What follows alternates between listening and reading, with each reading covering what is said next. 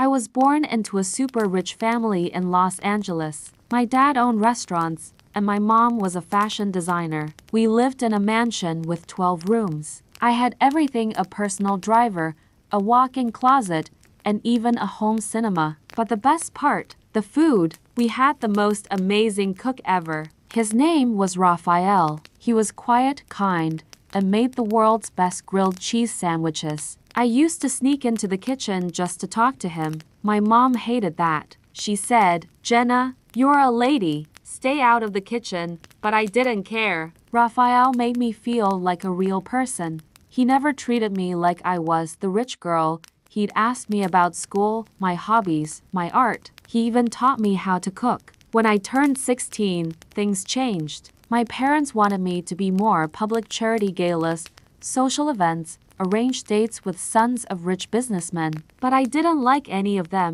They were all boring and arrogant. I kept thinking, why can't anyone be as kind as Raphael? One night, I came home crying. A boy I went on a date with made fun of me for wanting to be an artist instead of an influencer. I hid in the pantry. Raphael found me there, curled up next to the flour bags. He sat beside me and just listened. No judgment, no pity. He said something I'll never forget.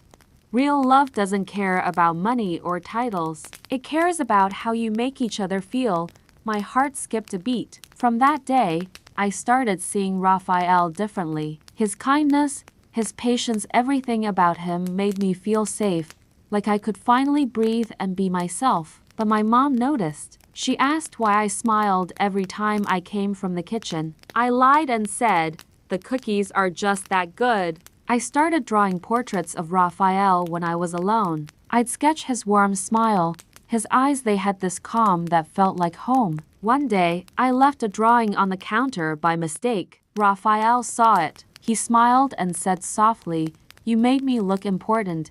I turned red and said, "Because you are." There was a silence, but it wasn't awkward. It was honest. That's when I knew I had feelings for him. I was 17 now. Raphael was 22. My heart said love, but my brain screamed, "You're crazy. He's your cook." Still, I couldn't stay away.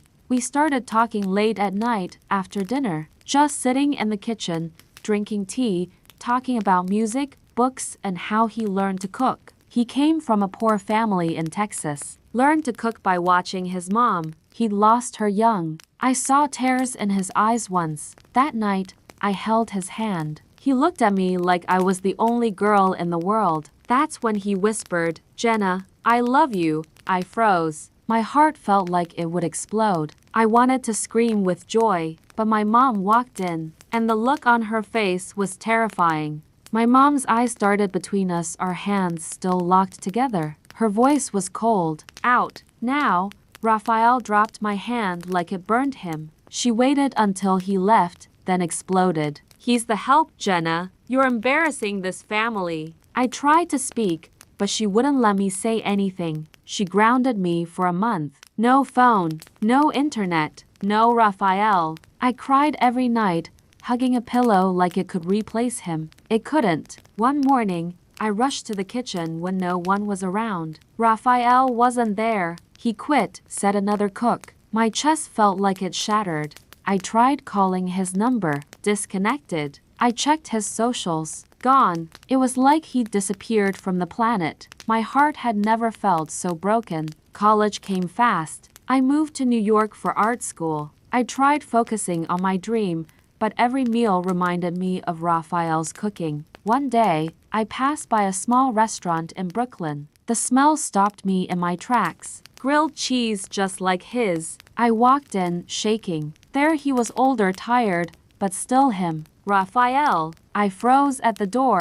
He looked up from the counter and dropped the knife in his hand. "Jenna," he whispered, walking toward me. I couldn't stop myself. I ran and hugged him, crying into his apron. "Why did you leave?" I asked. He looked into my eyes. "Because I loved you too much to ruin your life." I held his face. "Then come back and live it with me."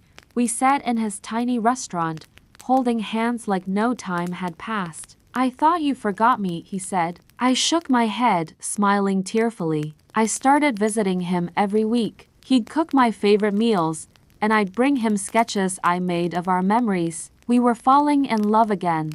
After 3 months, he surprised me with a heart-shaped cake. Inside, it read, "Will you marry me?" My hands trembled as I said, "Yes." My mom wasn't thrilled. In fact, she didn't talk to me for weeks. But my dad? He shocked me by hugging Raphael and saying, "Take care of her." We had a small backyard wedding with fairy lights and homemade pies. I wore a simple white dress. Raphael cried when he saw me walk down the aisle. I moved into his small Brooklyn apartment. No fancy furniture, no staff, but every day started with pancakes and kisses, and that was more than enough. I painted murals on the restaurant walls. People loved it. Soon, locals started calling it the Love Cafe. Our story became part of the place's charm. One evening, I felt sick after dinner. Raphael joked, "Is my cooking that bad now?" I laughed until I realized I'd missed my period. A few tests later, I sat in the bathroom, shaking. Positive. I walked out, holding the test. Raphael's eyes went wide. "You're gonna be a mom?" He lifted me in the air, spinning me around with the biggest smile. "This is the best meal of my life," he said, laughing through tears. We turned the guest room into a nursery. I painted clouds and stars, and Raphael made a crib from scratch. Our little world was becoming real. The pregnancy wasn't easy. I had morning sickness, mood swings, and weird cravings. Raphael cooked whatever I wanted, even peanut butter spaghetti at M. One day, my mom showed up unexpectedly. She saw my belly and sighed. "You really did it, huh?" I nodded, nervous. But then she hugged me. "I still don't get it," she said, "but you look happy." That's all I ever wanted. It wasn't perfect, but it was a start. Raphael got a food truck to expand the restaurant. We called it Bun in the Oven. People loved it, especially since I was the bun. On a rainy morning, my water broke while I was painting. Raphael panicked, dropped a whole tray of cupcakes, and screamed, "It's happening! It's happening!" At the hospital, I squeezed his hand and screamed through contractions. Raphael looked terrified but kept whispering, "You're doing amazing, Jenna. I'm right here." After hours of pain and pushing, we heard the sweetest cry. The nurse said, "It's a girl." Raphael cried louder than the baby. We named her Daisy. Bringing Daisy home felt magical. Raphael sang her lullabies while cooking. She'd fall asleep to the smell of garlic bread and the sound of his voice. One night, I stood in the doorway watching them. My daughter in his arms, my husband in his happy bubble. I whispered to myself, "I married my home." Daisy grew fast. By her first birthday, she was wobbling around the restaurant, giggling. Customers adored her. "This place feels like home," they always said. We started a YouTube channel, Cooking with Love.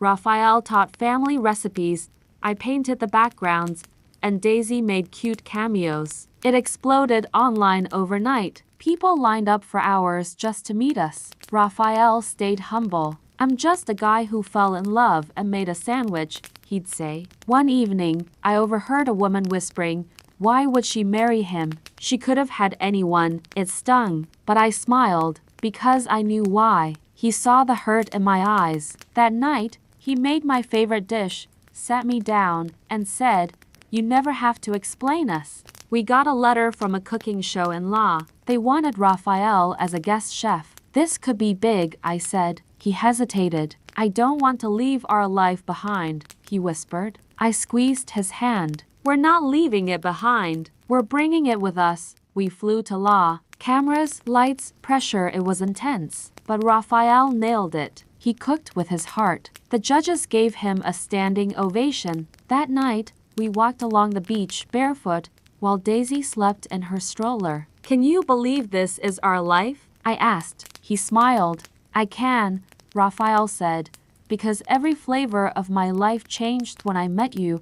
I kissed him under the stars, my heart overflowing. We returned home to cheering fans and camera crews. But soon, everything became overwhelming. Interviews, brand deals, and expectations started piling up. We barely had time to breathe. One night, Daisy cried for hours, and I broke down in the bathroom. I feel like I'm failing at everything, I whispered to my reflection. Raphael found me. He sat on the floor, hugged me tight, and said, "Let's slow down. I miss us. Let's protect our peace again." We turned down some offers, closed the YouTube channel, and returned to what mattered: cooking, painting, parenting. Fame was fun, but love felt richer. We held a gratitude night at the restaurant. Raphael cooked for free. I painted a mural of our journey from maid and cook to soulmates. A woman walked in crying. "Your story saved my marriage," she said, hugging me. I realized this little place wasn't just feeding stomachs, it was feeding hearts. We created a love and spoon wall people could pin their stories. Every spoon had a name,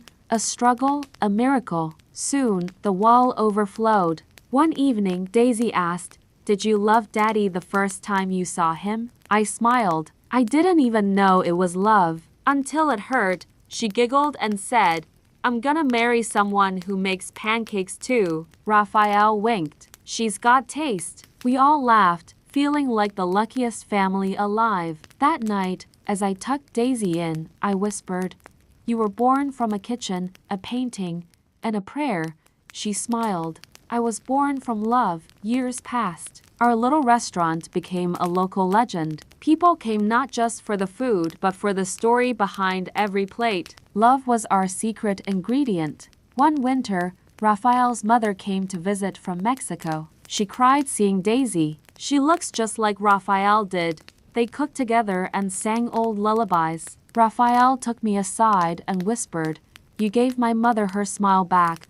That meant more to me than any award or TV appearance ever could." Daisy started kindergarten. On her first day, she said, "If anyone's mean, I'll share Daddy's brownies with them." That fixes everything. My heart melted. One evening, I found an old photo of me in the mansion, lonely, perfect, and cold. I looked at it, then burned it in the fireplace. I didn't need that life anymore. I had warmth now, laughter, a real home, not made of marble but made of memories, tiny hands, and love. Raphael surprised me with a small garden behind the restaurant. "You always said you wanted to grow herbs." It was messy, but it was ours. We spent weekends digging, planting, laughing. Daisy chased butterflies while I wiped dirt off my cheeks. Who knew the happiest days would smell like rosemary and earth? One night, Raphael gave me a small velvet box. "Open it," he said. Inside was a new wedding ring. "This time, I can afford it." I cried harder than I did at our first wedding, because this ring wasn't proof of wealth. It was proof of everything we built from nothing. We renewed our vows in our backyard garden. Daisy was the flower girl. Raphael cried before I even walked out. "You're still the most beautiful woman I know." Guests laughed, cried, and clapped. Our customers, neighbors, and friends were all there. Everyone who had tasted our food had now tasted our love too. A newspaper wrote an article, "The Maid Who Married the Cook, a Recipe for Real Love." It went viral. Our story touched millions. We received letters from all over the country. "Your story gave me hope again. I left my toxic fiang. I finally followed my dream." But then, Raphael started getting tired often. Too tired. He brushed it off, saying, "It's just age." But I knew something wasn't right. My heart dropped. We went to the doctor. They ran tests. Days later, the doctor sat us down. "Raphael's heart is weak. He'll need surgery soon." The world slowed down. I looked at him, my strong, steady Raphael. "I'm not ready," I whispered. He held my hand. "We've survived worse. We'll cook through this too." We closed the restaurant temporarily. Fans offered donations, but we didn't want money, just prayers. Daisy made get-well cards and stuck them all over his room. On the day of surgery, I kissed his forehead. "I'll be waiting with your favorite soup." He smiled, "Only if it has extra cilantro."